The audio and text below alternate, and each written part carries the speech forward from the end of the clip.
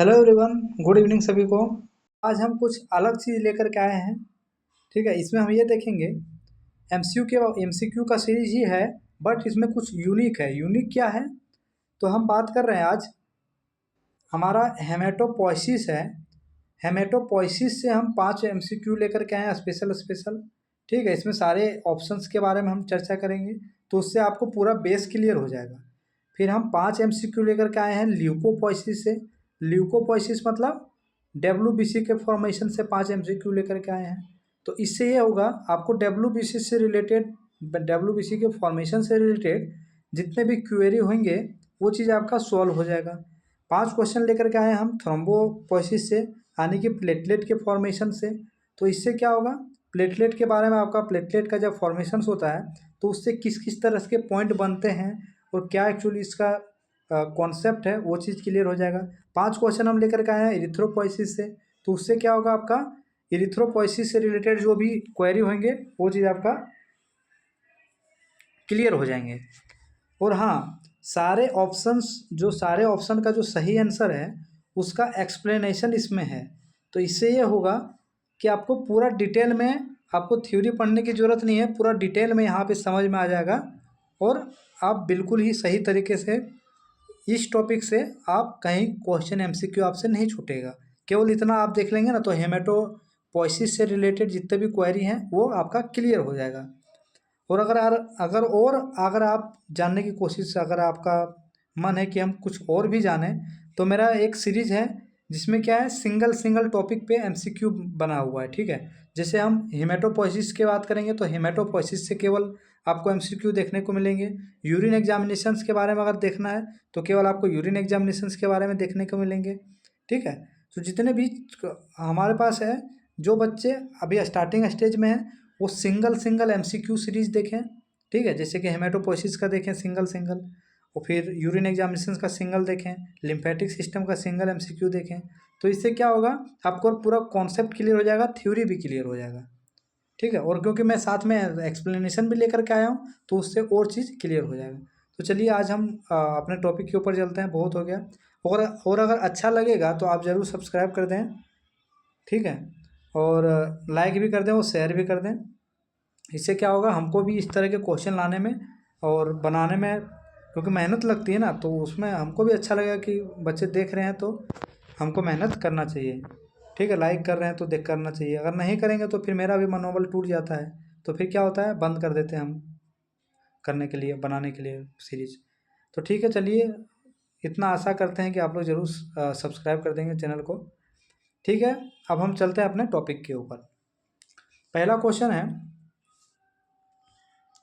Which of the following is the primary site of haematopoiesis in adult. इस question का मतलब ये है कि एडल्ट में ब्लड का फॉर्मेशन कहाँ पे होता है। ठीक है, एडल्ट की बात किया है, एडल्ट की बात किया है, ये चीज़ आपको ध्यान में रखना है, एडल्ट की बात किया है।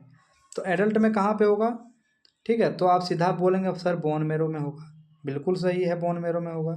ठीक है, लेकिन आप इस ऑप्शन को भी देखें और इस ऑप्शन को भी देखें और इस ऑप्शन को भी देखें, सारे ऑप्शंस के बारे में आपको मालूम होना चाहिए। देखिए, ब्लड का फॉर्मेशन एक्चुअली लीवर में भी होता है और स्प्लीन में भी होता है, लेकिन इसका कंडीशन ये है कि जब बच्चा माँ के गर्भ में पल रहा होता है तो उस टाइम में लीवर और स्प्लीन में ब्लड का फॉर्मेशन होता है, यानी कि फीटल स्टेज में लीवर में और स्प्लीन में ब्लड का फॉर्मेशन होता है। ठीक है, और इसके बारे में और डिटेल अगर जानना है तो आप हेमेटोपोइसिस का स्पेशल लेक्चर देखें, तो वहाँ पे और क्लियर हो जाएगा। थायमस की बात करेंगे तो थायमस में क्या होता है, T cell, T for trick है ना, टी से टी सेल। ठीक है, टी सेल आप लिख दो और इसके बारे में आप चर्चा कर लो, थोड़ा सा आपको क्लियरली याद हो जाएगा। क्या चर्चा करना है इसके बारे में? तो चर्चा ये करना है कि टी सेल का फॉर्मेशन एक्चुअली बोन मैरो में ही होता है, जो जहाँ की सारे ब्लड सेल्स का फॉर्मेशन होता है। बट इसके साथ में थोड़ा सा चेंज है टी सेल के साथ में, कि जो टी सेल है ना, वो टी सेल्स का मैच्योरेशन थाइमस में होता है। ठीक है, थाइमस में मैच्योरेशन होगा और फॉर्मेशन कहाँ पे होगा, बोन मैरो में। बहुत सारे ऑब्जेक्टिव बुक में क्या दिया है कि टी सेल का फॉर्मेशन और मैच्योरेशन दोनों होगा बोन मैरो में, लेकिन वो गलत है। ठीक है, क्योंकि फॉर्मेशन तो बोन मैरो में ही होगा, केवल मैच्योरेशन टी सेल का थाइमस में होता है। ठीक है, तो ये चीज़ को आप ध्यान में रखेंगे और इससे बहुत सारा क्वेश्चन बन भी चुका है। अब देखिए आप लोग एक्सप्लेनेशन से हो जाते हैं। Bone marrow is the primary site of haematopoiesis in adult. Bone marrow primary site है ब्लड का फॉर्मेशन के लिए एडल्ट में। It provide supportive environment for proliferation and differentiation of haematopoietic stem cells into various cell line. इसका कहने का मतलब है कि जो हमारा बोन मैरो है इसके अंदर सारे ब्लड सेल्स का फॉर्मेशन होते हैं। ठीक है, वेरियस ब्लड सेल लाइन। ठीक है, सेल लाइन क्या होता है, आप हेमेटोपोइसिस का स्पेशल एमसीक्यू सीरीज देखेंगे तो उसमें ये चीज़ आपको पूरा क्लियरली होगा। लेकिन अगर आपको ये सब चीज़ समझ में आ रहा है तो वो सीरीज देखने की ज़रूरत नहीं है, आप यहीं से काफ़ी कुछ सीख चुके हैं। ठीक है, ये जो एक्सप्लेनेशन है ना, उसमें जो बच्चे स्टार्टिंग स्टेज में हैं, ठीक है, जो बिल्कुल भी नहीं पढ़े हैं उसको पढ़ने की बहुत ज़रूरत है, तो इसको आप ध्यान में रखेंगे। आप शॉर्ट स्क्रीन ले सकते हैं। ठीक है, और उसके बाद इसको फिर से एक बार पढ़ लीजिए मेरे वीडियो ख़त्म होने के बाद। दूसरा क्वेश्चन क्या है, पहले आप क्वेश्चन का आंसर का जवाब दीजिए, उसके बाद मैं आपको इसका आंसर बताऊंगा, तो ही मज़ा आता है। आप आंसर देख लेंगे तो फिर मज़ा नहीं आता है। ठीक है, तो what is the process of red blood cell production. Red blood cell के प्रोडक्शंस को हम लोग किस प्रोसेस के नाम से जानते हैं। ठीक है, ल्यूकोपोइसिस, थ्रोम्बोपोइसिस, इरिथ्रोपोइसिस, हेमेटोसिस। ठीक है, हेमेटोसिस, हीमोस्टेसिस। ठीक है, हीमोस्टेसिस क्या है मैं बताऊंगा बाद में। तो आप लोग को इसका आंसर तो बिल्कुल पता ही चल गया होगा, क्योंकि इतना तो आप लोग थोड़ा बहुत पढ़े ही होंगे। जिसका आंसर सी है, ठीक है, उसका राइट आंसर है। ठीक है, सी है। इरिथ्रोपोइसिस हम लोग किसके फॉर्मेशंस को बोलते हैं, आरबीसीज के फॉर्मेशंस को बोलते हैं। थ्रोम्बोपोइसिस किसके फॉर्मेशंस को बोलते हैं, प्लेटलेट का अगर फॉर्मेशन हो रहा है तो उसको थ्रोम्बोपोइसिस बोलेंगे। ल्यूकोपोइसिस डब्ल्यूबीसी के लिए यूज़ करते हैं, डब्ल्यूबीसी का फॉर्मेशन हो रहा है बोन मैरो के अंदर तो उसको हम लोग ल्यूकोपोइसिस कहते हैं। लेकिन हीमोस्टेसिस, हीमोस्टेसिस क्या है, हीमोस्टेसिस है ब्लड के कोगुलेशंस करने की प्रोसेस को। ठीक है, ब्लड का जो कोगुलेशंस होता है, ब्लड का जो थक्का जमता है, उसको हम लोग क्या बोलते हैं, हीमोस्टेसिस। तो इसका एक्सप्लेनेशन देखिए क्या है। Erythropoiesis is the process of red blood cell production. It involve a series of stage starting from haematopoietic stem cell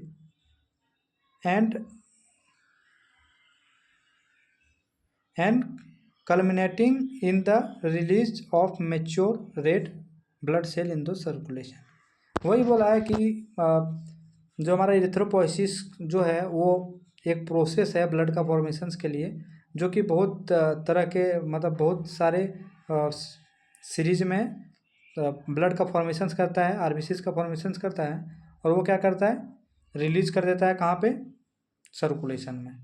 तो ये चीज़ आपके लिए मैं बार बार बोल रहा हूँ कि अगर आपके पास टाइम है तो इसको आप पढ़ेंगे और समझेंगे तो बिल्कुल सही रहेगा। लेकिन अगर आप पढ़ चुके हैं पहले भी ये सब टॉपिक तो कोई दिक्कत ज़रूरी नहीं है। देखिए, which hormone stimulate red blood cell production. ये क्वेश्चन बहुत ज़्यादा पूछा जाता है। ठीक है, ये क्वेश्चन बहुत ज़्यादा रिपीटेड हुए हैं एग्जाम में, मैं अपना एक्सपीरियंस से बता रहा हूँ। ठीक है, तो इसमें देखिए इंसुलिन, थायरॉक्सिन, इरिथ्रोपोइटिन या तो ग्रोथ हार्मोन। देखिए इंसुलिन रेड ब्लड सेल से कोई मतलब नहीं है, ये तो किससे मतलब है, ग्लूकोज से। ये क्या करता है, ब्लड के अंदर ग्लूकोज का लेवल डिक्रीज करता है। ठीक है, थायरॉक्सिन्स क्या है, थायरॉक्सिन्स हम लोग किसको बोलते हैं, T4 को। ठीक है, जो थायराइड ग्लैंड से निकलता है T4 को। ये मेटाबॉलिज्म में हेल्प करता है ना, मेटाबॉलिज्म में हेल्प करता है, किसी भी चीज़ का मेटाबॉलिज्म वो सब में हेल्प करता है। इरिथ्रोपोइटिन है, ये क्या है, ब्लड का आरबीसीज के फॉर्मेशंस में मदद करता है, स्टिमुलेशन करता है। इसके बारे में हम नीचे देखेंगे। ग्रोथ हार्मोन क्या है? जीएच हार्मोन है। ये कहाँ से रिलीज होता है? तो पिट्यूटरी ग्लैंड से रिलीज होता है। पिट्यूटरी ग्लैंड में भी कौन से ग्लैंड से होता है? तो एंटीरियर पिट्यूटरी ग्लैंड से होता है। इंडोक्राइन सिस्टम अगर आप नहीं पढ़ेंगे तो ये आप रिवीजन मार लें, तो इससे ये होगा कि आपका वहाँ पे भी माइंड चला जाएगा, तो उससे मतलब इंडोक्राइन में भी माइंड जाएगा तो वहाँ का भी आपका कॉन्सेप्ट क्लियर होगा। क्योंकि आप माइंड को जितना इधर से उधर, उधर से इधर नचाएंगे ना, उतना माइंड आपका शार्प होगा बच्चों। ठीक है, ये चीज़ आप ध्यान में रखेंगे। देखिए इसका डिस्क्रिप्शन इंपॉर्टेंट है, सभी को पढ़ना जरूरी है। देखो, erythropoietin produce primary by the kidney. ये कहाँ से होता है? किडनी से प्रोडक्शन होता है। इरिथ्रोपोइटिन का प्रोडक्शन कहाँ से होता है? किडनी से होता है, जो कि क्या करता है? Stimulate red blood cell productions in the response of decrease oxygen level. देखिए ये चीज़ क्या है, मैं आपको समझाता हूँ। इसका लाइन का मतलब क्या है? Stimulate red blood cell productions in response to decrease oxygen level.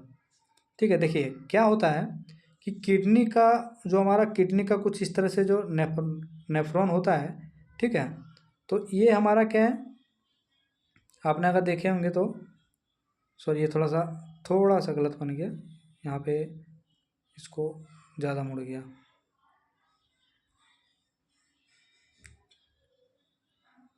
मैं रफली बना रहा हूँ। ये क्या है हमारे पास?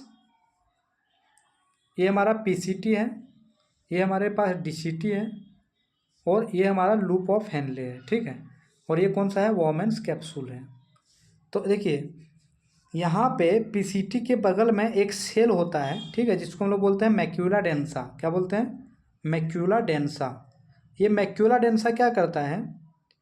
इसके पास ब्लड आता है, और ब्लड में अगर इस ऑक्सीजन का लेवल कम है तो ये इसको पहचान लेता है। ठीक है, ऑक्सीजन का लेवल कम है तो उसको पहचान लेता है, और जैसे ऑक्सीजन का लेवल कम होता है वैसे क्या करता है, ये एक एंजाइम को रिलीज करता है। ठीक है, एक हार्मोन को रिलीज करता है, सॉरी हार्मोन को रिलीज करता है, जिसका नाम क्या है? इरिथ्रोपोइटिन। और ये इरिथ्रोपोइटिन क्या करता है? ये जो इरिथ्रोपोइटिन है, ये जो इरिथ्रोपोइटिन है, ये हमारे बोन मैरो के पास जाता है। ठीक है, और बोन मैरो से बोलता है, रेड बोन मैरो से, कि भाई तुम ब्लड का प्रोडक्शंस करो क्योंकि ऑक्सीजन टिश्यू को कम मिल रहा है। ठीक है, तो वही काम है इरिथ्रोपोइटिन का। तो इससे सीधा सीधे क्वेश्चन पूछा जाता है कि इरिथ्रोपोइटिन कहाँ से सीक्रेट होता है, तो आपको मालूम होना चाहिए किडनी से। और अगर और ज़्यादा डीपली अगर जानना है तो किडनी के कौन से सेल से होता है, तो मैक्यूला डेंसा सेल से होता है। ठीक है, ये किससे सेंसिटिव होता है? ठीक है, तो ऑक्सीजन से सेंसिटिव होता है, तो ही ये इरिथ्रोपोइटिन का प्रोडक्शन कर पाता है किडनी। तो इतना पॉइंट आपको ध्यान में रखना है। अगर मेरे बात को भी सुनेंगे तो आपको याद हो जाएगा। अगर पॉइंट लिखना है तो वह चीज़ आप लिख सकते हैं। ठीक है, हम लोग चौथा क्वेश्चन की ओर चलते हैं, जो कि हमारा किससे चल रहा है? इरिथ्रोपोइसिस से, सॉरी हेमेटोपोइसिस से। देखिए, what is the average life span of red blood cell? तो रेड ब्लड सेल का लाइफ स्पैन क्या होता है? 120 दिन। ठीक है, ये चीज़ सबको मालूम है। लेकिन बच्चों, जब आप ये क्वेश्चन को पढ़ रहे होंगे तो आप पूरा रिवीजन मारना है आपको, क्या? सारे सेल के लाइफ स्पैन को, और मैं यही चीज़ यहाँ पे प्रोवाइड करवाता हूँ। ठीक है, तो चलिए हम सबसे पहले किस तरह से याद किए थे, किस तरह से हमारे पास ट्रिक था ये लाइफ स्पैन याद करने का, वो चीज़ मैं आपको फिर से रिवीजन करवा देता हूँ। हालांकि मैं पिछले वीडियो में भी करवाया था, लेकिन जो बच्चे ये वीडियो देख रहे हैं उसके लिए हो जाएगा। तो देखिए, जब भी अगर लाइफ स्पैन की बात करें तो आप एक कॉपी पेन उठाएंगे, और सबसे पहले क्या लिखेंगे? सबसे पहले आप लिखेंगे 120 दिन। ठीक है, क्या लिखेंगे? 120 दिन, है ना, 120 दिन। फिर क्या लिखेंगे? 120 दिन के बाद आप क्या लिखेंगे? 7 से 14 दिन। ठीक है, 7 से 14 डे। फिर क्या लिखेंगे आप? 24 आवर्स। क्या? 24 आवर्स। फिर क्या लिखेंगे आप? 4 से 6 घंटा। ठीक है, और फिर क्या लिखेंगे? Few hours two year, few hours two year. ठीक है, ये चीज़ लिख लिए। तो इससे क्या होगा, जब भी लाइफ स्पैन की बात आएगा तो ये 5 चीज़ आपके माइंड में होना चाहिए, फिर ऑटोमेटिकली आपको याद हो जाएगा। ठीक है, तो देखिए मैंने कैसे याद किया था, अपना ट्रिक बता रहा हूँ। यहाँ पे क्या लिख दो आप? यहाँ पे लिख दो आप आरबीसी, यानी कि आरबीसी का लाइफ स्पैन क्या है? 120 दिन। 7 से 14 दिन क्या है बच्चों? तो 7 से 14 दिन किसका है? ठीक है, तो सबसे बड़ा सेल कौन सा है? मोनोसाइट। ठीक है, मोनोसाइट्स का है 7 से 14, सॉरी मोनोसाइट्स का नहीं है, ये प्लेटलेट का है। ठीक है, ये प्लेटलेट का है। आरबीसीज के बाद क्या आएगा? प्लेटलेट है ना। उसके बाद हम लोग डब्ल्यूबीसीज के ऊपर जाएंगे। ये क्या है? प्लेटलेट का है। प्लेटलेट का 7 से 14 दिन कौन जीवित रहता है? प्लेटलेट। 24 घंटा कौन रहता है? तो मोनोसाइट।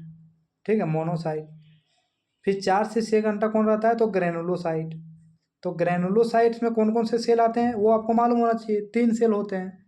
ठीक है, 3 सेल कौन सा होते हैं? न्यूट्रोफिल, बेसोफिल और इयोसिनोफिल।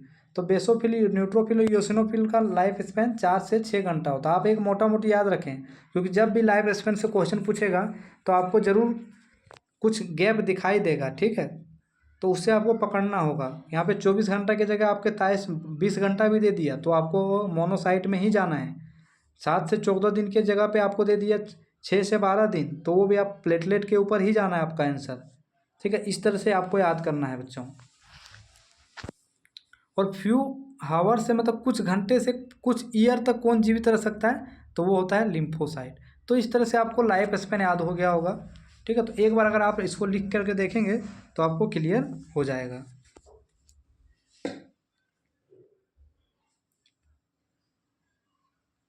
अब नेक्स्ट क्वेश्चन की ओर चलते हैं हम लोग।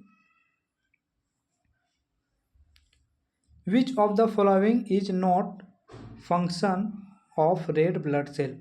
इसमें से कौन सा फंक्शन रेड ब्लड सेल का नहीं है? मतलब कि इसमें से 3 फंक्शन जो है वो रेड ब्लड सेल का है, लेकिन केवल एक फंक्शन है जो कि रेड ब्लड सेल का नहीं है। यहाँ पे नोट लगा है तो नोट को आप जरूर ध्यान दें। ठीक है, क्योंकि बच्चे पूरा देखते हैं। Functions of red blood cell क्या मार के आएंगे? Transportation of oxygen. सीधा पहला ऑप्शन देखेंगे ट्रांसपोर्टेशन ऑफ ऑक्सीजन, जो कि गलत हो जाएगा आपका, फालतू का आपका नंबर कट जाएगा। तो इसको भी ध्यान में रखना है आपको। ठीक है, तो इसमें आप लोगों को पता ही होगा। देखिए पहला नंबर क्या है?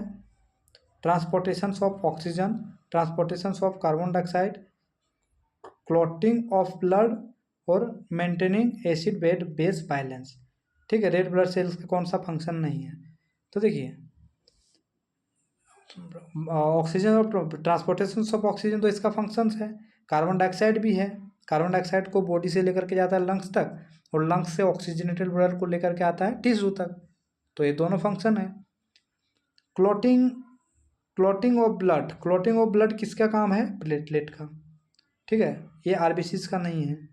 Maintaining acid base balance, acid base balance को भी मेंटेन करता है आरबीसी। ठीक है, आरबीसी एसिड बेस बैलेंस को भी मेंटेन करने का काम करता है। तो ये तीनों ऑप्शन सही है।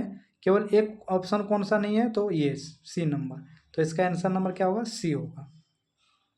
अब क्लॉटिंग के बारे में क्या लिखा है? Clotting blood is the functions of platelet, जो कि मैंने भी बताया। प्लेटलेट का फंक्शन है ये। Not red blood cell, not red blood cell, red blood cell का नहीं है, बताया गया है। Red blood cells is primary functions oxygen and carbon dioxide transportation and acid base balance. ये तीनों चीज़ हमारा रेड ब्लड सेल का फंक्शन है। तो इससे आपका रेड ब्लड सेल का फंक्शन भी क्लियर हो गया। ठीक है, अब हम लोग चलते हैं स्पेशल इरिथ्रोपोइसिस के से रिलेटेड। अभी हम लोग मिक्स पढ़ रहे थे। ठीक है, अभी हम लोग क्या पढ़ रहे थे? हेमेटोपोइसिस के। तो हेमेटोपोइसिस में सारे पॉइंट आ रहे थे। ठीक है, लेकिन अब जो 5 क्वेश्चन आएंगे वो केवल इरिथ्रोपोइसिस से आएंगे। ठीक है, इरिथ्रोपोइसिस से ही केवल आएंगे। तो देखिए पहला क्वेश्चन क्या है? What is the precursors of red blood cell? Red blood cell का प्रिकर्सर्स क्या है? रेड ब्लड सेल का प्रिकर्सर्स क्या है? ठीक है, तो रेटिकुलोसाइट है क्या? नहीं है। प्रो एरिथ्रोब्लास्ट, ये तो लग रहा है थोड़ा बहुत, क्योंकि आरबीसीज की बात हो रहा है। माइलोब्लास्ट, ये भी हमारा प्रिकर्सर सेल है। और लिम्फोब्लास्ट, ये भी प्रिकर्सर सेल है। लेकिन यहाँ पे देखो, केवल आरबीसीज का बात किया है। कुछ बच्चे क्या किए होंगे? माइलोब्लास्ट को मार करके आए होंगे। लेकिन अगर इरिथ्रोब्लास्ट नहीं दिया रहता तो माइलोब्लास्ट में आंसर जा सकता था, लेकिन इरिथ्रोब्लास्ट दिया हुआ है तो हम इरिथ्रोब्लास्ट को मार करके आएंगे, क्योंकि यहाँ पे क्या पूछा है? रेड ब्लड सेल के बारे में। ठीक है, तो रेड ब्लड सेल्स का आंसर क्या होगा? B number. ठीक है, जो सी नंबर सोच रहे थे वो भी सही सोच रहे थे, लेकिन उसमें थोड़ा सा कन्फ्यूजन था। अगर ये ऑप्शन में नहीं रहता प्रोइथ्रोब्लास्ट, तो वो चीज़ माइलोब्लास्ट में जा सकता था आंसर। ठीक है, क्योंकि अपने पास दो चीज़ होता है, एक माइलोब्लास्ट होते हैं और एक लिम्फोब्लास्ट होते हैं। तो माइलोब्लास्ट का जो सीरीज है उसके अंदर हमारे सारे सेल का प्रोडक्शंस होते हैं, केवल लिम्फोसाइट्स का छोड़ के। तो लिम्फोसाइट्स को कौन करता है? लिम्फोब्लास्ट। तो अगर पांचों सेल में से जैसे ग्रेनुलोसाइट्स की बात कर देगा, ठीक है, मोनोसाइट्स की बात कर देगा, आरबीसीज, प्लेटलेट, डब्ल्यूबीसीज की बात कर देगा, तो सारे के सारे प्रोडक्शन माइलोब्लास्ट से ही होता है। केवल एक सेल छूट जाता है जिसको बोलते हैं लिम्फोसाइट, वो चीज़ होता है लिम्फोब्लास्ट से। तो यहाँ पे आरबीसीज की जगह अगर डब्ल्यूबीसीज भी दिया रहता और ऑप्शन में माइलोब्लास्ट रहता तो माइलोब्लास्ट उसका आंसर सही होता। ये कॉन्सेप्ट को आप बिल्कुल समझें।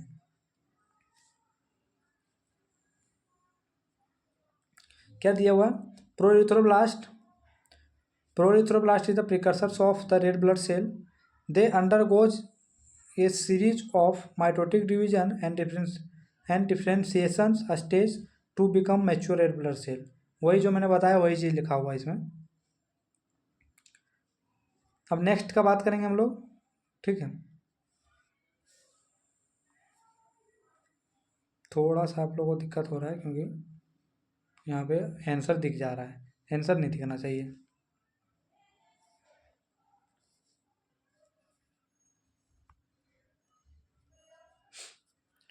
दूसरा क्वेश्चन क्या है? Which of the following vitamin is essential for erythropoiesis? कौन सा विटामिन है जो कि इरिथ्रोपोइसिस में हेल्प करता है और वो ज़रूरी होता है? इरिथ्रोपोइसिस मतलब रेड ब्लड सेल का फॉर्मेशन करने के लिए। रेड ब्लड सेल की बात कर रहा है, ठीक है, आरबीसीज का बात कर रहा है। तो कौन सा होगा? Vitamin A, vitamin B12, vitamin C या विटामिन डी?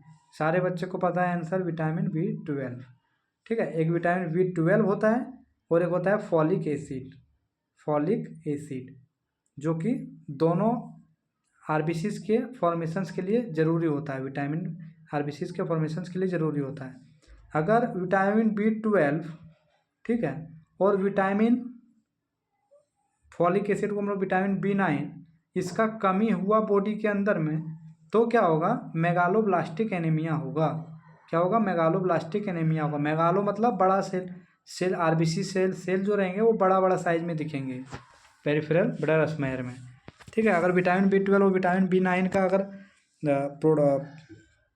प्रोडक्शंस में या तो सिंथेसिस में दिक्कत हुआ, यानी कि ब्लड में ये चीज़ का दिक्कत हुआ, मतलब कमी पाया गया, तो क्या होगा? Megaloblastic anaemia. विटामिन B12 और विटामिन B9 के डिफिशिएंसी से क्या होता है? मेगालोब्लास्टिक एनीमिया होता है, ठीक है। विटामिन ए से क्या होता है बच्चों? तो विटामिन ए से क्या होता है, केवल आप सुने, अगर आप पेशेंस रख करके सुन लेंगे ना तो आपको हम गारंटी देते हैं, ये पेशेंस रखना ही बहुत मुश्किल वाली बात होता है। क्योंकि बच्चे को क्या चाहिए? कंफर्ट जोन में। आप MCQ देखेंगे, उसका आंसर ये है, फिर आपको नेक्स्ट MCQ पे लेकर के आएंगे, ठीक है। तो उससे आपको कोई फ़ायदा नहीं है, कोई फ़ायदा नहीं है। आप थोड़ा सा रुक करके अगर यहाँ पे अपना दिमाग लड़ाएंगे ना तो आपको बहुत फ़ायदा होगा, मैं बता रहा हूँ। अगर आप इस तरह के अगर कॉम्पिटिटिव एग्ज़ाम, अगर गवर्नमेंट एग्ज़ाम निकालने की कोशिश कर रहे हैं तो ये चीज़ आपके लिए ज़रूरी है। भले आप खुद भी पढ़ो तो इसी तरह से पढ़ो, मैं आपको हमेशा बता रहा हूँ, शुरू से बता रहा हूँ, क्योंकि मैं अपना खुद का एक्सपीरियंस शेयर कर रहा हूँ, ठीक है। तो विटामिन ए क्या है? विटामिन ए की कमी से क्या होता है? तो विटामिन ए की कमी से क्या होता है? विटामिन ए को क्या बोलते हैं हम लोग? रेटिनॉल बोलते हैं, ठीक है, रेटिनॉल बोलते हैं, ठीक है, जो कि रेटिना के लिए बहुत ही इंपॉर्टेंट होता है। यानी कि इससे क्या होगा? नाइट ब्लाइंडनेस होगा। नाइट ब्लाइंडनेस होगा मतलब रात में नहीं दिखेगा, ठीक है। तो वो किसके कारण से होगा? विटामिन ए से। मायोपिया भी हो सकता है, ठीक है। ये एक्चुअली में मायोपिया और ये होता है हमारे जो ज़्यादा कुछ यूवी रेज के कारण से होता है, लेकिन नाइट ब्लाइंडनेस किसके कारण से होता है? विटामिन ए के कारण से, ठीक है। विटामिन B12 के बारे में बता दिए हम लोग इरिथ्रोपोइसिस के लिए। विटामिन सी की कमी से क्या होता है? तो विटामिन सी की कमी से क्या होता है? अस्कर्वी। तो ये आपको याद रखना है, विटामिन सी की कमी से क्या होता है? अस्कर्वी, ठीक है। और विटामिन डी की कमी से क्या होता है? विटामिन डी की कमी से होता है, विटामिन डी की कमी से अपने पास अगर बच्चे में हो रहा है, ठीक है, अगर बच्चे में विटामिन डी की कमी बच्चे में अगर विटामिन डी की कमी है तो उसमें क्या होगा, ऑस्टियोमलेशिया, ऑस्टियोमलेशिया, ठीक है। और अगर एडल्ट में हो रहा है तो उसमें क्या होगा, रिकेट्सिया। सॉरी, एडल्ट के लिए चाइल्ड के लिए रिकेट्सिया है, और ऑस्टियोमलेशिया किसके लिए है, एडल्ट के लिए, ठीक है। तो ऑस्टियोमलेशिया और रिकेट्सिया ये विटामिन डी की कमी से होता है। तो ये चीज़ आपको समझ में आ गया, ठीक है। जो चीज़ मैंने बताया है वही चीज़ यहाँ पे एक्सप्लेनेशन में लिखा है। आप वीडियो को पॉज करके पढ़ भी सकते हैं, क्योंकि अगर मैं एक्सप्लेनेशन पढ़ता हूँ और यहाँ पे भी एक्सप्लेन करता हूँ तो वीडियो का टाइम थोड़ा ज़्यादा हो जाता है, फिर अपलोड करने में दिक्कत आती है।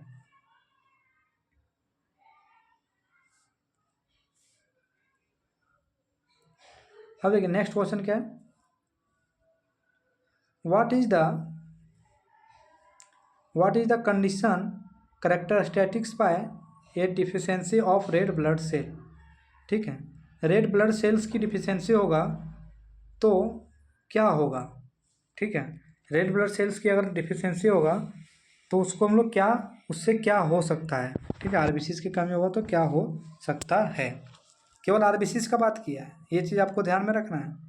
मैं ऑप्शन भी ऐसे देता हूँ जो कन्फ्यूजेबल है, ठीक है। केवल रेड ब्लड सेल की बात की है, ब्लड की बात नहीं किया है, ब्लड सेल्स की बात नहीं किया है। जो आप आंसर सोच रहे होंगे तो उसकी मैं बता रहा हूँ। पॉलीसाइथेमिया में क्या होगा, पॉलीसाइथेमिया वेरा में सारे के सारे ब्लड सेल कम हो जाएंगे, तो उसको क्या बोलेंगे हम लोग, पॉलीसाइथेमिया। तो ये तो बात किया है केवल आरबीसीज के बारे में, ठीक है। एनीमिया को भी रहने देते हैं। ल्यूकेमिया क्या होता है, ठीक है। तो ल्यूकेमिया के बारे में अगर थोड़ा बहुत जानते होंगे, ल्यूकेमिया में क्या होता है, डब्ल्यूबीसीज का जो प्रोडक्शंस होता है वो हाई हो जाता है, इंक्रीज होने लगता है, ठीक है। क्योंकि जो हमारा इंक्रीज इसीलिए होता है क्योंकि बोन मैरो कैंसर होता है एक्चुअली। ल्यूकेमिया क्या होता है, बोन मैरो कैंसर। और कैंसर में क्या होता है, सेल का प्रोडक्शन ऑटोमेटिकली बढ़ने लगता है। अगर आप सिंपल टर्म में भी सोचें, अगर सपोज दैट आपको कहीं कैंसर, सॉरी आपको नहीं होना चाहिए, अगर किसी को कहीं पे कैंसर है तो क्या होता है, वहाँ का सेल जो है ना वो बढ़ते रहता है, बढ़ते रहता है, बढ़ते रहता है। इस तरह से गला फूल जाएगा, कुछ कहीं भी जहाँ पे कैंसर है वो बढ़ते रहेगा, ठीक है। तो इसी तरह से बोन मैरो में भी है। तो बोन मैरो में अगर कैंसर होगा ना तो ब्लड का फॉर्मेशंस करना फास्ट कर देगा, फास्ट कर देगा, और एबनॉर्मल सेल मिलेंगे आपको। अगर अच्छा सेल मिलता तो अच्छी बात था, लेकिन क्या वो कैंसरस सेल मिलेगा, सारे बॉडी पार्ट को डैमेज कर देंगे वो कैंसर सेल्स।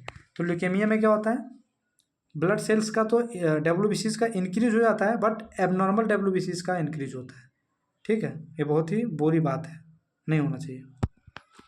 और डब्ल्यूबीसीज का प्रोडक्शन वैसे भी ज़्यादा नहीं होना चाहिए, नॉर्मल रेंज के अंदर होना चाहिए, ठीक है।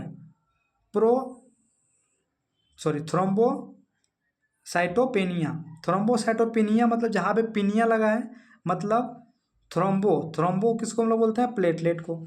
तो अगर प्लेटलेट की कमी होने लगेगा, प्लेटलेट का काउंट डिक्रीज होगा तो उसको क्या बोलेंगे हम लोग, थ्रोम्बोसाइटोपिनिया, ठीक है, थ्रोम्बोसाइटोपिनिया।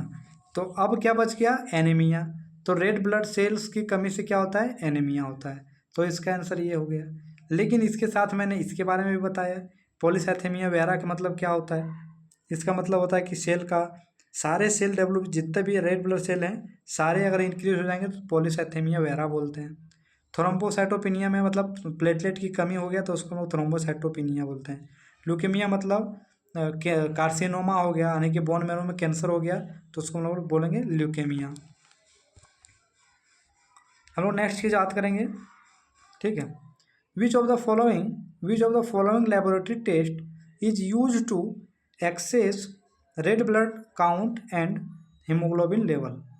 इसमें से लेबोरेटरी का कौन सा टेस्ट है जो कि हम लोग यूज करते हैं आरबीसीज काउंट के लिए और हीमोग्लोबिन लेवल को मापने के लिए, इसमें से कौन सा है, ठीक है। आरबीसीज काउंट के लिए और हीमोग्लोबिन के लिए कौन सा टेस्ट हम लोग करते हैं, तो सिंपली इसमें कौन सा करते हैं हम लोग, सीबीसी करते हैं। सीबीसी के अंदर क्या होता है, आरबीसीज भी देख लेते हैं और हीमोग्लोबिन भी देख लेते हैं और भी सारे सेल्स देख लेते हैं हम लोग, ब्लड सेल्स, ठीक है। तो ये तो क्वेश्चन आसान था।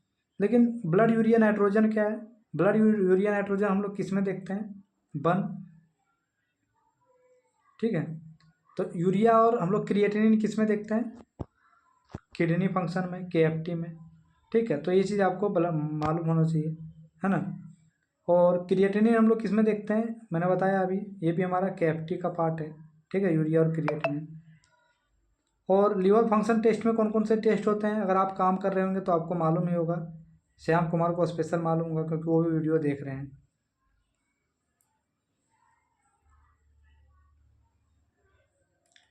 तो देखिए इसमें यही चीज़ बताया, ये क्वेश्चन आसान था तो इसमें कुछ एक्सप्लेनेशन करने के लायक है नहीं।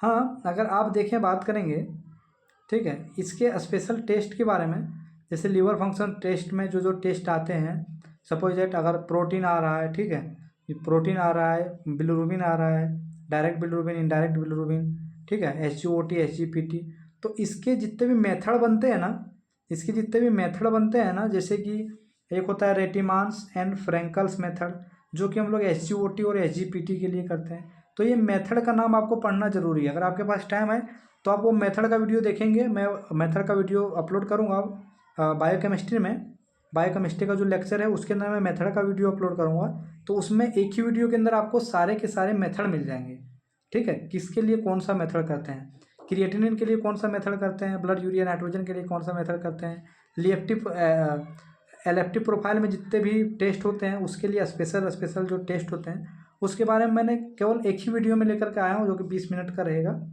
तो आपको कहीं ढूंढने की ज़रूरत, भटकने की ज़रूरत नहीं पड़ेगी, मैं आपको यही चीज़ करवाता हूँ इस वीडियो यहाँ पे। तो ठीक है, नेक्स्ट पे चलते हैं हम लोग।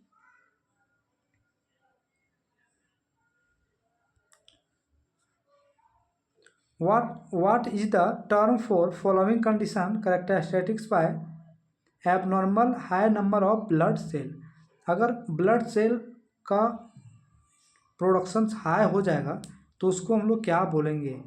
देखो मैं जो बता रहा हूँ, रेड ब्लड सेल्स का प्रोडक्शन अगर हाई हो जाएगा तो उसको हम लोग क्या बोलेंगे, ठीक है। अब यहाँ पे क्या दिया हुआ है, एनीमिया, एनीमिया में तो ब्लड सेल्स का प्रोडक्शन कम हो जाता है, कम ही हो जाता है। पॉलीसाइथेमिया वगैरह में सारे सेल का प्रोडक्शन इंक्रीज हो जाते हैं, तो इसको अभी रहने दीजिए। देखते हैं स्पेशल वर्ड दिया हुआ है क्या केवल रेड ब्लड सेल्स के लिए, तो देखेंगे अगर दिया हुआ तो उसको क्लिक करेंगे और नहीं दिया हुआ तो फिर अभी अपना दिमाग लगाएंगे। ल्यूकोपोसिस मतलब, ल्यूकोसाइटोसिस मतलब WBCs का जो प्रोडक्शन होगा वो हाई होगा, ठीक है, तो उसको हम लोग क्या बोलेंगे, ल्यूकोसाइटोसिस। थ्रोम्बोसाइटोसिस मतलब प्लेटलेट की बात कर रहा है, प्लेटलेट का प्रोडक्शन हाई होगा तो उसको हम लोग क्या बोलेंगे, थ्रोम्बोसाइटोसिस। तो अब कौन सा ऑप्शन बच गया, पॉलीसाइथेमिया वेरा, ठीक है। अगर पॉलीसाइथेमिया वेरा दे करके ना दे करके वहाँ पे इरिथ्रोसाइटोसिस भी दे दिया ना, तो उसका आंसर इरिथ्रोसाइटोसिस भी हो सकता है, ठीक है। और यहाँ पे रेड ब्लड सेल्स के जगह पे होल ब्लड भी दे देता ना, तो होल ब्लड में भी हमारा पॉलीसाइथेमिया वेरा आता। तो इस तरह से आप माइंड में घुमाएं, हमेशा बताता हूँ मैं आपको। अब हम बात करेंगे किसके बारे में, ल्यूकोपोसिस के बारे में। अगर डिस्क्रिप्शन पढ़ना चाहें तो आप पढ़ सकते हैं, क्योंकि मैं उसको पहले ही बता देता हूँ, तो मैं हमको डिस्क्रिप्शन पढ़ने का ज़रूरत नहीं पड़ता है। वो आप लोगों के लिए जब अगर नोट्स बनाएंगे, अगर शॉर्ट स्क्रीन ले रहे होंगे तो उसके लिए आपको फ़ायदेमंद होगा। Which of the following cell are responsible for phagocytosis, phagocytosis के लिए कौन सा सेल रिस्पॉन्सिबल है, ठीक है, इरिथ्रोसाइट्स, प्लेटलेट, न्यूट्रोफिल, लिम्फोसाइट्स, ठीक है। तो फेगोसाइटोसिस कौन करता है, फेगोसाइटोसिस का जो सेल होता है उस सेल में, फेगोसाइटोसिस दो तरह का सेल होता है, दो तरह का सेल जो है सो फेगोसाइटोसिस करता है, मतलब खाने का काम करता है, ब्लड के अंदर की बात कर रहे हैं हम लोग। तो एक होता है माइक्रोसाइट्स, माइक्रोसाइट्स जिसको हम माइक्रोसाइट्स के नाम जानते हैं, एक होता है मैक्रोसाइट्स, मैक्रोसाइट्स। तो माइक्रोसाइट्स में कौन आते हैं, प्लेटलेट, सॉरी, माइक्रोसाइट्स में कौन आते हैं, माइक्रोसाइट्स में आते हैं न्यूट्रोफिल, न्यूट्रोफिल, और मैक्रोसाइट्स में कौन आते हैं, तो मोनोसाइट। ये दोनों सेल जो है वो फेगोसाइटिक सेल हैं, खाने के लिए काम करता है, खाने का काम करता है। तो यहाँ पे अगर मोनोसाइट्स भी दिया रहता तो मोनोसाइट्स भी आंसर रहता, लेकिन मोनोसाइट नहीं दिया हुआ कहीं, न्यूट्रोफिल दिया हुआ, तो न्यूट्रोफिल इसका करेक्ट आंसर होगा, ठीक है। लिम्फोसाइट्स क्या करता है, लिम्फोसाइट्स एंटीबॉडी का प्रोडक्शन करने का काम करता है, ठीक है, एंटीबॉडी का प्रोडक्शन करने का काम करता है, ठीक है। लिम्फोसाइट्स दो तरह के होते हैं, बी लिम्फोसाइट्स और टी लिम्फोसाइट, टी लिम्फोसाइट्स, ठीक है। टी लिम्फोसाइट्स का मैच्योरेशन कहाँ पे होता है, तो हमारे थाइमस में होता है। तो ये चीज़ आपको अभी माइंड में आपको दोहरा लेना है। आपको मैं कंफर्म बताता हूँ कि आप एग्ज़ाम निकाल लेंगे अगर आप मेरे सारे के सारे लेक्चर देखेंगे।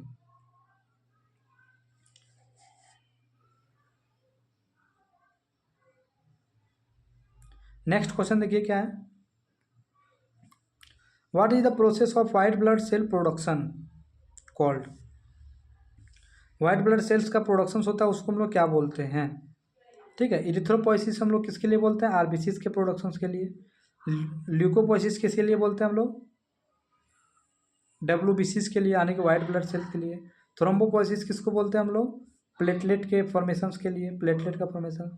हेमोस्टेसिस किसको बोलते हैं, तो हेमोस्टेसिस बोलते हैं हम लोग कोगुलेशन कैस्केड के लिए।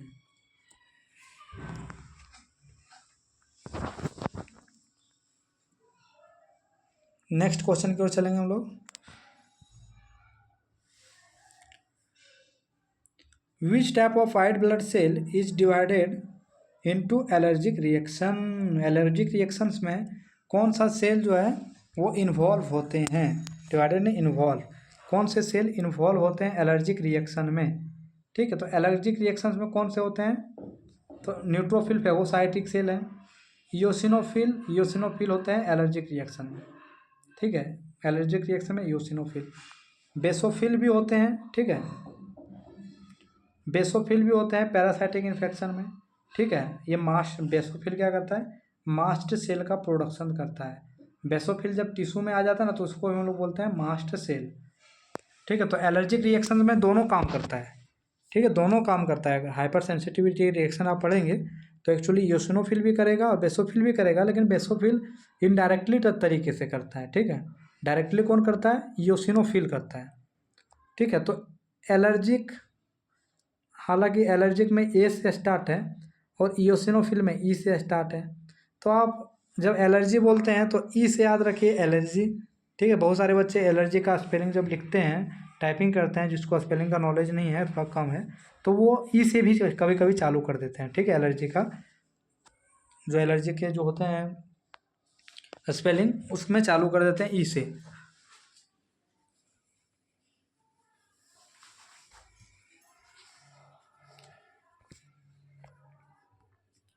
तो ये ई से आप रखें एलर्जी के लिए, तो ईओसिनोफिल किस में आता है, एलर्जी रिएक्शन में इन्वॉल्व होते हैं।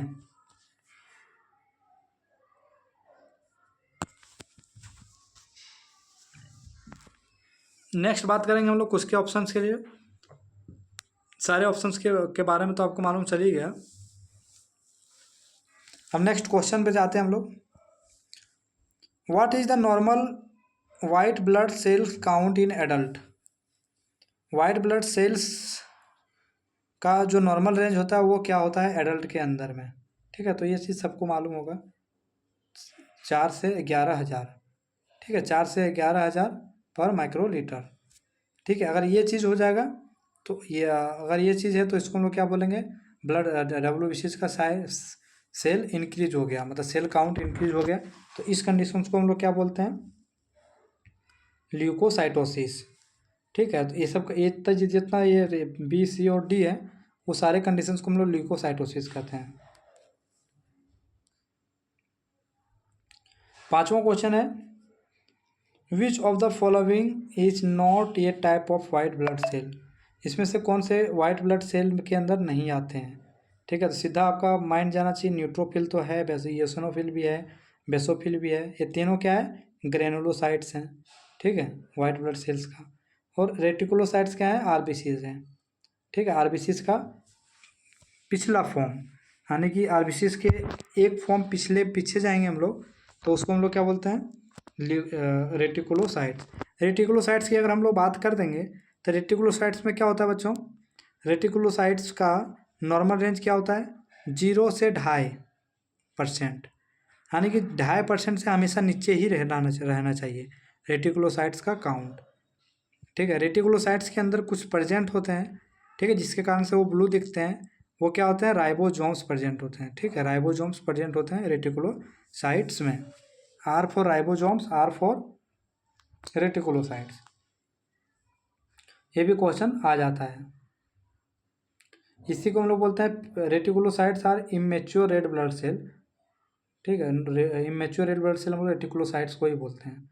अब आते हैं प्लेटलेट की बात करेंगे, तो थ्रोम्बोपोइसिस से रिलेशन है, यानी कि प्लेटलेट के क्वेश्चन 5 आएंगे, तो उससे क्या होगा, आपको 5 क्वेश्चन प्लेटलेट का को जब सॉल्व करेंगे तो उससे क्या होगा, आपका कॉन्सेप्ट प्लेटलेट के बारे में काफ़ी चीज़ मिल जाएंगे। Which are the responsible for producing platelet, platelet का प्रोडक्शन करने के लिए कौन से सेल महत्वपूर्ण रोल होता है, ठीक है। तो देखिए बच्चों, इरिथ्रोसाइट्स, ठीक है, erythrocytes, which cell are responsible for producing platelet, कौन से सेल प्लेटलेट का प्रोडक्शन करने के लिए महत्वपूर्ण रोल करता है। तो देखिए इरिथ्रोसाइट्स ने यहाँ पे सारी जगह ब्लास्ट होना चाहिए, इरिथ्रोब्लास्ट होना चाहिए, ठीक है, इरिथ्रोब्लास्ट, इरिथ्रोब्लास्ट सेल, ठीक है। तो इरिथ्रोब्लास्ट जो है क्या करता है, आरबीसीज का प्रोडक्शन करवाता है। ल्यूकोब्लास्ट जो है वो क्या करता है, डब्ल्यूबीसीज का प्रोडक्शन करवाता है, ठीक है। और मेगा कैरियोब्लास्ट जो है वो प्लेटलेट को प्रोडक्शन करवाता है। मेगा कैरियोसाइट नहीं, ये तो पूरा प्लेटलेट का ही नाम है, यहाँ पे थोड़ा सा मिस्टेक हो गया टाइपिंग में। तो मेगा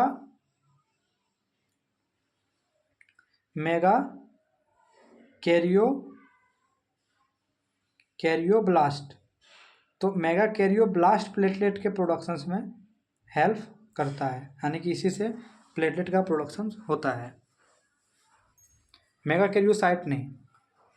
अगर मेगा कैरियोसाइट दिया है और मेगा कैरियोब्लास्ट दिया है तो मेगा कैरियोब्लास्ट आपका करेक्ट आंसर जाएगा। थोड़ा सा यहाँ पे मिस्टेक हुआ था टाइपिंग में। अब ज़्यादा क्वेश्चन नहीं बचे हैं। What is the process of platelet producing productions called, platelet के प्रोडक्शंस को क्या बोलते हैं, प्रोडक्शंस को क्या बोलते हैं, वो चीज़ था ऑप्शन, यहाँ पे मिस्टेक हो गया था, ठीक है। तो प्लेटलेट के प्रोडक्शन को क्या बोलते हैं, थ्रोम्बोपोइसिस। तो इसमें इतना पढ़ने की जरूरत नहीं है, सबको मालूम है, ल्यूकोपोइसिस में डब्ल्यूबीसी मैं बार बार बता चुका हूँ।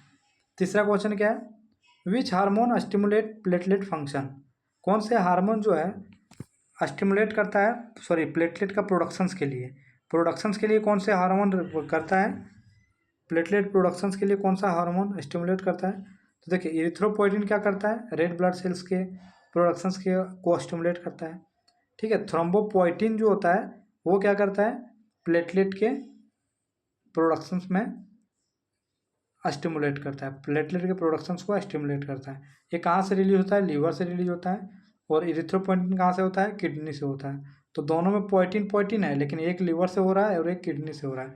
तो ये दोनों चीज़ आप इसमें याद रखेंगे। मैं इरिथ्रोपोइटिन के बारे में पीछे भी समझा चुका हूँ, उसी से रिलेशन करके आप पढ़ें। कैल्सिटोनिन क्या है, ये थायराइड ग्लैंड का हार्मोन है, ठीक है। कैल्सिटोनिन थायराइड ग्लैंड का हार्मोन है, जो कि क्या करता है, कैल्सिटोनिन क्या करता है, कैल्शियम को ब्लड में डिक्रीज करने का काम करता है, ठीक है। कैल्शियम लेवल को डिक्रीज करने का काम करता है कैल्सिटोनिन। इंसुलिन क्या करेगा, इंसुलिन क्या करता है, ब्लड ग्लूकोज लेवल को डिक्रीज करने का काम करता है। ग्लूकोज को डिक्रीज करने का काम कौन करता है, इंसुलिन। और कैल्सिटोनिन क्या करता है, कैल्शियम को डिक्रीज करने का काम करता है ब्लड के अंदर में। एक्सप्लेनेशन आप पढ़ना अगर चाहें तो आप पढ़ सकते हैं, फटाफट आप करते हैं हम clear. What is the normal platelet count in adult, platelet के अंदर नॉर्मल काउंट क्या होता है। तो सभी को मालूम होगा, ये 1.5 से 4 माइक्रोलीटर, 1.5 से 4 लाख पर माइक्रोलीटर ब्लड, ठीक है। तो ये चीज़ आपको पता होना चाहिए, ये तो पता ही होगा, नॉर्मल वैल्यू आप पढ़ते रहेंगे बचपन से ही, ठीक है। Which of the following is not functions of platelet, platelet का फंक्शन कौन सा नहीं है, क्लॉटिंग भी है प्लेटलेट का function, repairing damage blood vessels भी है, ठीक है। प्रोमोटिंग इन्फ्लामेशन ये भी प्लेटलेट का फंक्शन है। केवल ट्रांसपोर्टेशन ऑफ ऑक्सीजन ये हमारा आरबीसीज का फंक्शन है, ये प्लेटलेट का फंक्शन नहीं है। तो ये हमारा करेक्ट आंसर हो जाएगा। अब मैकेनिज्म ऑफ इरिथ्रोपोइसिस से कुछ क्वेश्चन मैंने डाले हैं, देखिए अब क्वेश्चन खत्म हो गए, 2-3 क्वेश्चन है वो सब हो रहे हैं। इससे क्या होगा, आपका पूरा ब्लड सेल्स का फॉर्मेशन से रिलेटेड जितने भी पॉइंट होंगे ना बच्चों, सारे क्लियर हो जाएंगे। मालूम है कि इतना देर तक रुकना पढ़ना बहुत ही दिक्कत होती है, लेकिन अगर आप इतना दूर तक अगर आ चुके हैं तो आप समझ लीजिए कि सफलता की सीढ़ी पे आप हैं। मैं अपना एक्सपीरियंस बता रहा हूँ, क्योंकि इतना टाइम तक कोई बच्चे देख नहीं पाते हैं वीडियो, ठीक है। और जो देख लिए वो समझ लीजिए कि आप सफलता ज़रूर प्राप्त करेंगे, ठीक है। नेक्स्ट क्वेश्चन में क्या है, what is the pluripotent stem cell that give rise to all blood cell. इसमें से कौन सा सेल है जो कि सारे ब्लड सेल्स का प्रोडक्शंस में इन्वॉल्व होते हैं, ठीक है, जो कि सारे ब्लड सेल्स का प्रोडक्शंस करते हैं, ठीक है। रेटिकुलोसाइट्स तो हमारा अलग चीज़ है, गया प्री मैच्योर सेलों को होता है आरबीसी। माइलोब्लास्ट केवल क्या करेगा, माइलोब्लास्ट माइलोब्लास्ट भी प्लूरिपोटेंट सेल ही है, लेकिन माइलोब्लास्ट क्या करेगा, 5 चीज़ को सिक्रेट करेगा, 5 चीज़ को प्रोडक्शंस करेगा। लिम्फोब्लास्ट क्या करेगा, एक केवल लिम्फोसाइट्स को प्रोडक्शंस करेगा। लेकिन हेमापोइटिक स्टेम सेल ये सारे ब्लड सेल्स को क्या करेंगे, ब्लड का सारे ब्लड सेल्स का प्रोडक्शंस करेंगे। माइलोब्लास्ट केवल किसको करेगा, आरबीसीज, डब्ल्यूबीसीज, ग्रैनुलोसाइट्स और मोनोसाइट्स। लिम्फोसाइट्स केवल किसको करेगा, लिम्फोब्लास्ट केवल लिम्फोसाइट्स। लेकिन ये चीज़ जो है हेमोपोइटिक स्टेम सेल्स, ये सारे ब्लड सेल्स का इसको बोला जाता है, सारे ब्लड सेल्स को फॉर्मेशन करने वाला cell. Which of the following cytokines stimulate the production of red blood cells. कौन से साइटोकाइंस हैं जो कि रेड ब्लड सेल्स का प्रोडक्शन करने का काम करते हैं, स्टिमुलेट करने का काम करते हैं प्रोडक्शंस में। तो देखिए इंटरल्यूकिन और इंटरल्यूकिन जितना भी है ये सब क्या है, जो हमारे लिम्फोसाइट्स होते हैं ना, वो लिम्फोसाइट्स को कनेक्ट करने का आने के एंटीबॉडी का फॉर्मेशन में हम लोग इसको पढ़ते हैं, ठीक है। लेकिन इरिथ्रोपोइटिन है ये हम कहाँ पढ़ते हैं, ये हमारे आरबीसी सेल्स को स्टिमुलेट करता है, ठीक है, ज़्यादा प्रोडक्शंस करने के लिए। मतलब बोन मेरो से जा करके बोलता है इरिथ्रोपोइटिन कि आप ज़्यादा ब्लड फॉर सेल का फॉर्मेशंस करो। तो ये चीज़ इसका आंसर क्या होगा, डी हो जाएगा, जो कि कहाँ से रिलीज होता है, किडनी से होता है, ठीक है, इरिथ्रोपोइटिन। लास्ट क्वेश्चन है, what is the role of bone marrow in हेमेटोपोइसिस, ठीक है। तो बोन मेरो का क्या काम होता है, ये चीज़ आपको मालूम होगा। इस्ट स्टोरेज मैच्योर सेल, ठीक है, स्टोरेज मैच्योर सेल को करता है, या तो it produce hormone that regulate blood cell productions, ठीक है। It filter old and damage cell, ठीक है, filter old and damage cell करता है। तो ये क्या करने का काम करता है, इसका ऑप्शन जो यहाँ पे है, ठीक है, इसका आंसर ये हो जाएगा कि बोन मेरो क्या करता है हेमेटोपोइसिस में, ठीक है, हेमेटोपोइसिस में क्या करता है, ये मेन प्रोडक्शंस करने का काम यहीं से करता है, ठीक है। स्टोरेज का काम स्टोरेज भी होता है एक्चुअली, इसमें ऑल ऑप्शन हो जाएगा अगर ऑल ऑप्शन दिया होगा। इसमें थोड़ा सा लास्ट क्वेश्चन था तो उसमें बैक हो गया था, ठीक है, कट गया था कुछ पॉइंट, तो ये चीज़ आप देख लें होंगे। तो इसमें से अगर आपको फ़ायदा हुआ होगा बच्चों, और अगर ये पीडीएफ चाहिए तो आप कमेंट करके बताएंगे, ठीक है, तो मैं आपको पीडीएफ प्रोवाइड करवा दूंगा, ठीक है। तो ये पीडीएफ को आप सेव करके रखेंगे तो क्या होगा, हेमेटोलॉजी से जो भी हेमेटोपोइसिस का पॉइंट है उससे जो भी रिलेशन एमसीक्यू बन सकते हैं सारे के सारे आपका क्लियर हो जाएंगे, ठीक है। तो लंबा वीडियो हो चुका है। अगर बच्चों अगर आपने यहाँ तक वीडियो देख लिया होगा लास्ट तक तो आप कमेंट करके बताएंगे, ठीक है, तो पता चलेगा कि कितने बच्चे सक्सेस की ओर हैं, ठीक है। तो अब हम वीडियो को एंड करते हैं, ठीक है। अपना ख्याल रखें, और अगर आप मेरा प्लेलिस्ट खोल के देखिएगा तो उसमें अलग अलग तरह के इस तरह से मैं प्लेलिस्ट बनाया हूँ कि आपका ब्रेन वॉश हो सके, आपका ब्रेन जो है सो ज़्यादा हाईली काम कर सके। इसी तरह का मैं वीडियो अपलोड कर रहा हूँ और सारे के सारे अलग अलग प्लेलिस्ट में डाला हुआ है। तो ठीक है, आप प्लेलिस्ट में विजिट करें और उस चीज़ को देखें, ठीक बच्चों, बाय बाय, अपना ख्याल रखें, और सब्सक्राइब भी कर लें, और अच्छा लगेगा तो शेयर भी कर दें।